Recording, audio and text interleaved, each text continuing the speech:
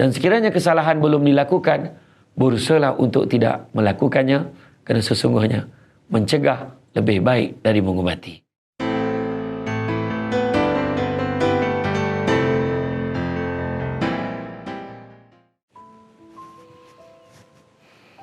Assalamualaikum warahmatullahi wabarakatuh. Apa khabar semua?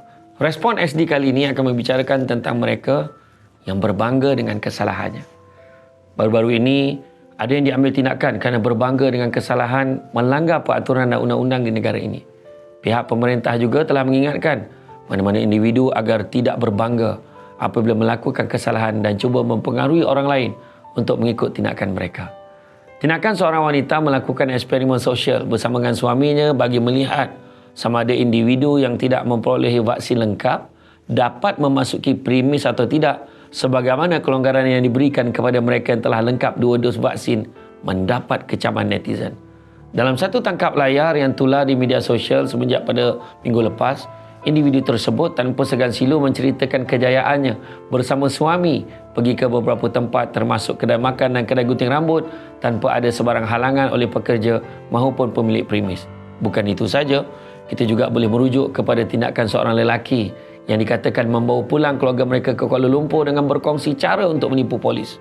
Perlu diingat, usah kita berbangga apabila melakukan kesalahan dan mempengaruhi orang lain supaya mengikut tindak tanduk kesalahan kita. Kebiasaannya, golongan ini tidak akan terlepas daripada tindakan pihak berkuasa. Tidak ada sesiapa pun boleh terlepas jika melakukan kesalahan, lebih-lebih lagi mereka secara terang-terangan mengakui ingkar kepada peraturan di bawah PKP, Perintah Kawalan Pergerakan. Tolong jangan berbangga dengan kesalahan dilakukan dan menganggap telah menjadi seorang hero kerana tindakan tersebut hanya akan menyusahkan diri sendiri. Begitu juga sebelum-sebelum ini kita pernah mendengar tular di media sosial juga berhubung seorang lelaki membawa keluarganya pulang ke Kuala Lumpur dengan memberikan alasan bahawa anak ke hospital bagi mengelakkan ditahan pihak berkuasa yang membuat sekatan jalan raya. Bukan saja kita bersalah di sisi undang-undang dan peraturan, tetapi juga berdosa dengan menipu dan memanipulasi pihak berkuasa yang bertukuh lumus menjaga kawalan sekatan jalan raya, keselamatan dan sebagainya. Bila bercerita tentang dosa, manusia secara fitrahnya lebih cenderung menyembunyikan perlakuan dosa dan maksiat daripada pengetahuan orang lain kerana diberikan perasaan malu. Bagaimanapun, kewujudan sebahagian orang yang menzahirkan sokongan terhadap perkara dosa dan maksiat menunjukkan realiti umat yang sedang sakit pada hari ini. Apabila Muslim sudah tidak malu lagi mempamerkan pelakuan dosa mereka, ia bererti fitrah mereka juga sudah rosak. Sahabat Nabi SAW, Nawas Sam'an radhiyallahu anhu pernah bertanya kepada baginda mengenai apakah yang dimaksudkan dengan dosa. Baginda bersabda, dan dosa itu sesuatu yang diragui dalam hati kamu dan engkau tidak suka diketahui orang lain. Hadis riwayat Muslim. Orang yang berani menzahirkan kemaksiatan diselubungi dengan pemikiran mengelirukan sehingga menyangkakan tidak salah untuk mempamerkan kelakuan dosa terbabit. Gejala berbangga dengan dosa dan suka mendedahkan maksiat sendiri ialah petunjuk kebencian atau kemarahan Allah SWT terhadap seseorang hamba seperti yang dijelaskan Imam Ibn Hajar Al-Asqalani dalam kitabnya Fathul Al-Bari. Kata Ibn Hajar, iaitu sesiapa yang dengan sengaja menzahirkan maksiat yang dilakukan diri sendiri atau menceritakan dosa mereka kepada orang lain, Allah SWT sangat marah kepada mereka hingga dengan sebab itu Allah tidak menutup keaiban mereka, iaitu keaiban mereka didedahkan bahkan oleh mereka sendiri. Perbuatan mereka menunjukkan Allah SWT mencabut rasa malu dari diri hingga tidak merasa segan mendedahkan keaiban diri, malah perbuatan itu tidak mendapat pengampunan darinya. Rasulullah SAW bersabda, setiap umatku akan mendapat pengampunan kecuali mujahirin, orang yang terang-terangan berbuat dosa. Dan termasuklah mereka yang terang-terangan buat dosa adalah melakukan dosa pada malam, kemudian pada pagi dia menceritakannya, padahal Allah SWT telah menutup perbuatan itu. Dia berkata, hai fulan, malam tadi aku melakukan begini dan begitu. Sebenarnya pada malam hari Tuhan hanya melindungi aib perbuatannya itu, tetapi pada paginya dia sendiri menyingkapkan perbuatan dosanya sendiri yang ditutup oleh Allah SWT. Hadis riwayat Bukhari. Berbangga dengan pelakuan maksiat dan menganggap perkara biasa dalam masyarakat juga dianggap, disifatkan sebagai petanda akhir zaman. Rasulullah SAW menjelaskan antara ciri umat akhir zaman ialah wujud golongan yang tidak malu menzahirkan maksiat mereka. Rasulullah SAW bersabda, akan terjadi pada umat akhir zaman ini 3 perkara, iaitu khasf, gunung meletus dan bumi merekah. Masakh, kutukan dan berubahnya wajah insan, dan qazf, pelemparan batu. Sayyidatina Aisyah radhiyallahu anha bertanya, "Wahai Rasulullah, apakah kami semua akan hancur terkena bala bencana tersebut, sedang dalam kalangan kami terdapat orang yang soleh?" Baginda menjawab, "Ya, apabila zahir perkara keji bermaharajalela." Hadis riwayat At-Tirmizi. Lafaz yang digunakan Rasulullah SAW menyebutkan petanda akhir zaman ialah maksiat secara terbuka, iaitu manusia tidak segan melakukan dosa, lalu Allah SWT menimpakan bencana buat mereka semua. Malah bencana dan musibah sering berlaku kini juga kerana kemurkaan Allah SWT di atas maksiat dan dosa berleluasa di muka bumi ini. Firman Allah SWT, "Maka setiap mereka itu kami binasakan dengan sebab dosa mereka sendiri, iaitu ada antara mereka yang kami hantarkan angin ribut menghujaninya dengan batu, dan ada dibinasakan dengan letusan suara menggempakan bumi, dan ada yang kami timbuskan di bumi, dan ada pula kami tenggelamkan di laut. Dan ingatlah, Allah tidak sekali-kali menganiaya mereka, tapi mereka lah yang menganiaya diri mereka sendiri." Surah Al-Ankabut ayat yang ke-40. Ayat Al-Quran ini mengingatkan betapa kaum terdahulu dibinasakan atas dosa yang mereka lakukan sendiri.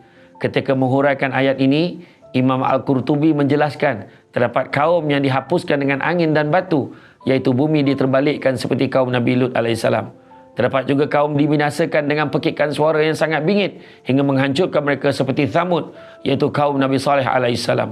Ada dalam kalangan mereka ditelan bumi seperti Qarun, manakala kaum yang ditenggelamkan air ialah umat Nabi Nuh AS, dan Fir'aun yang dibinasakan disebabkan dosa serta keingkaran mereka terhadap Allah SWT. Allah SWT berfirman, timbul pelbagai kerosakan dan bala bencana di darat serta di laut dengan sebab apa yang dilakukan dengan tangan manusia, kerana Allah hendak merasakan mereka sebahagian daripada balasan perbuatan buruk mereka, supaya mereka kembali insaf dan bertaubat. Surah Ar-Rum ayat yang ke-41. Imam Ibn Katsir dalam kitabnya Tafsir Al-Quran Al-Azim ketika menghuraikan, menyebutkan kerosakan yang dimaksudkan ialah bencana atau musibah menimpa di bumi disebabkan oleh maksiat yang dilakukan oleh manusia. Allah SWT banyak memberi peringatan kepada umat manusia yang banyak melakukan dosa dan maksiat ini. Allah SWT berfirman, sesungguhnya orang yang suka menghebahkan tuduhan buruk dalam kalangan orang beriman, bagi mereka azab yang tidak terperi sakitnya di dunia dan di akhirat. Dan ingatlah, Allah SWT mengetahui segala perkara, sedangkan kamu tidak mengetahui. Surah An-Nur ayat yang ke-19. Imam Al-Tabari menjelaskan, mereka yang suka menceritakan kisah jahat seperti perlakuan zina atau kisah tidak baik akan dikenakan azab Allah SWT. Ayat ini menceritakan mereka yang suka menyebarkan kisah zina dalam kalangan orang beriman dan menzahirkan kisah jahat ini akan dikenakan azab yang pedih. Malah Imam Al-Sa'di dalam tafsirnya pula menjelaskan, perkara dipandang tidak baik atau jijik di sisi masyarakat seperti amalan songsang tidak boleh dijadikan kempen umum dalam masyarakat. Rasulullah SAW mendidik kita supaya menjalankan amal makruf dan nahi mungkar dalam menolak perlakuan pertentangan dengan syariat Islam. Kerosakan dilakukan sebahagian Muslim sekiranya tidak dicegah akan menyebabkan keseluruhan umat menerima musibah disebabkan tidak tanduk mereka itu. Ini dijelaskan oleh sahabat Nabi SAW, Ibnu Abbas radhiyallahu anhu, yang menyatakan Allah SWT memerintahkan orang beriman supaya jangan membiarkan kemungkaran berlaku di keliling mereka. Jika mereka membiarkan kemungkaran itu berlaku, maka Allah akan mengirimkan azab ke atas mereka semua. Satu kerosakan yang akan menimpa mereka. Mereka semua, tidak kira yang melakukan kezaliman, maksiat dan dosa, maupun mereka yang tidak melakukan maksiat itu. Islam sentiasa mendidik umatnya supaya sentiasa nasihat menasihati. Seperti firman Allah SWT, demi masa, sesungguhnya manusia dalam kerugian, kecuali orang beriman dan beramal soleh, serta mereka pula berpesan-pesan dengan kebenaran dan berpesan-pesan dengan kesabaran. Surah Al-Asr ayat 1 hingga 3. Ia bermakna, tuan-tuan dan sekalian, sama ada berlaku maksiat atau tidak di persekitaran, proses saling nasihat-menasihati mesti sentiasa berlaku kerana manusia bersifat lalai. Tanpa amalan nasihat-menasihati, manusia terkadang tidak menyedari kesalahan yang dilakukannya. Oleh itu, usahlah kita berbangga dengan kesalahan kita. Sesungguhnya manusia tak lari dari melakukan kesalahan. Maka sekiranya kita melakukan kesalahan, sama-samalah kita menginsafi kesalahan kita dan berazam untuk tidak mengulangi kesalahan itu lagi. Dan sekiranya kesalahan belum dilakukan, berusahalah untuk tidak melakukannya, kerana sesungguhnya mencegah lebih baik dari mengubati. Itu saja untuk kali ini. Kita jumpa lagi di lain kesempatan. Assalamualaikum warahmatullahi wabarakatuh.